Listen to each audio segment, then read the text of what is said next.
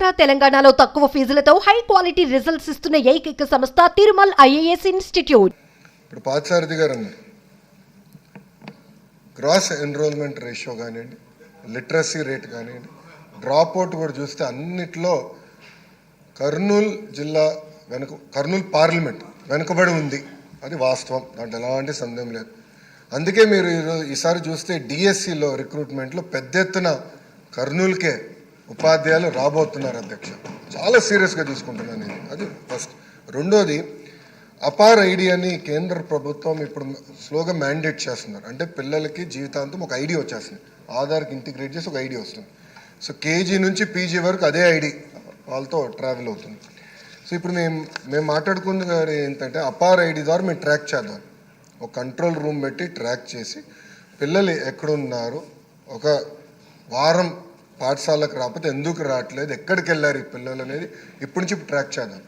So ఆ IT infrastructure మొత్తం మేము తయారు చేస్తున్నాం. ఎడ్యుకేషన్ పైన ఎటుకో షార్ట్ డిస్కషన్ ఇన్ డీటెయిల్ వెళ్ళిపోతే ట్రాక్ చేసి ఒక్కరు కూడా డ్రాప్ అవుట్ అవ్వకూడదు. ఇక్కడ రెండు విషయాలు. ఒకటి, మీరు అన్నట్టు హాస్టల్ చాలా లిబరల్గా వాడేసాం. మీరు ప్రశ్న అడిగారో లిబరల్గా చెప్పాం. మీరు అన్నట్టు బ్రేక్ఫాస్ట్, లంచ్, డిన్నర్ ఇక్కడ హాస్టల్ వసతులు లేవు. అది వాస్తవం, అందరు తెలిసిన విషయం. కానీ మేము ఆలోచించేది రెండు విషయాలు. ఒకటి, ఇప్పుడున్న సంక్షేమ హాస్టల్స్ని ఎట్లా బలోపేతం చేయాలి. ఒక భాగం అయితే వలసలుగా వెళ్తారు అధ్యక్ష. ప్రధానంగా వాళ్ళందరూ మిర్చి సమయంలో ఇక్కడికి వచ్చి గుంటూరులో ఎక్కువ శాతం మంది ఇక్కడ ఉంటారు. సో వాళ్ళు ఇక్కడికి వచ్చినప్పుడు ఇక్కడ అడ్మిషన్స్ ఇవ్వచ్చా, దానికి విధి విధానాలు ఏంటి అంటే వచ్చేది ఒక 4 నెలలు 5 నెలలకి ఇక్కడ అడ్మిషన్స్ ఇచ్చి వాళ్ళ పిల్లలకి చదువు ఇక్కడ కొనసాగించవచ్చా. ఎందుకంటే అక్కడ స్కూల్ కిట్ ఎక్కువ ఇస్తాం కనుక ఇక్కడ చేయొచ్చు. ఆ ట్రాకింగ్ కూడా ఇప్పుడు మొదలు పెడదాం. అది ఒక భాగం. అంటే ఒక పక్కన హాస్టల్స్, ఇంకో పక్కన ఈ ట్రాకింగ్ రెండు ఉంటేనే డ్రాప్ అవుట్ రేట్ తగ్గుతుంది. దాంట్లో ఎలాంటి సందేహం లేదు అధ్యక్ష. గౌరవ సభ్యులు చెప్పినట్లు ఇప్పుడు 24-25 బడ్జెట్లో 121 సెంటర్, అంటే రాష్ట్ర వ్యాప్తంగా 121 సెంటర్లో కేవలం 6,040 మంది విద్యార్థులకి 6,04,00,000 రూపాయలు ఖర్చు పెడతాం జరిగింది.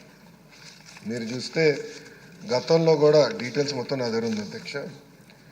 అంటే ఎక్కడ ఒక రేషియో లాగా లేదు. కొన్ని సంవత్సరాలు ఎక్కువ ఉన్నాయి, కొన్ని సంవత్సరాలు దాదాపు 10 కోట్లు ఖర్చు పెట్టాం. వైకాపా ప్రభుత్వం సమయంలో అయితే 40 లక్షలు ఖర్చు పెట్టినవి కూడా సంవత్సరాలు ఉన్నాయి.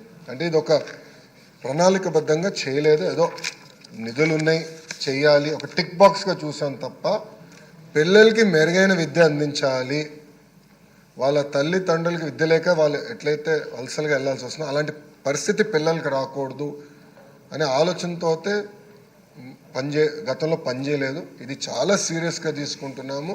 దాన్ని మీకు ఎలాంటి డౌట్ వద్దు. అసెంబ్లీ సెషన్లు అయిన తర్వాత కూడా గౌరవ సభ్యులందరితో కూర్చుంటాను, ఆ పార్లమెంట్ సంబంధించిన సభ్యులతో. We will discuss threadbare. ఒక పక్కన సంక్షేమ హాస్టల్స్ని ఎట్లా బలోపేతం చేయాలి, ప్యారలల్గా ఏదైతే నేను చెప్పాను వలసలు జరగకుండా చూసుకుంటాం. ఒకటైతే అక్కడ కూడా మెరుగైన విద్య ఎట్లా అందించాలి, ఒకవేళ వేరే జిల్లాలకు వెళ్ళినప్పుడు అక్కడ ప్రభుత్వ పాఠశాలలో విసులుబాట కూడా కల్పించే విధంగా చేసే బాధ్యత మన ఇండియా ప్రభుత్వం తీసుకుంటుంది. అంతేకాకుండా అధ్యక్ష, గ్రాస్ ఎన్రోల్మెంట్ రేషియో కానీ, దాని స్టూడెంట్ టీచర్ రేషియో కానీ అన్నిట్లో మన పార్లమెంట్ అంటే కర్నూలు పార్లమెంట్ వెనుకబడి ఉంది. అంటే అలాంటి డౌట్ లేదు.